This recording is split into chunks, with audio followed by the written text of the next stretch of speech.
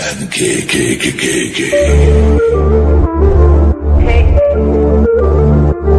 Un elefante muy elegante, la trompa mulata, la trompa gigante.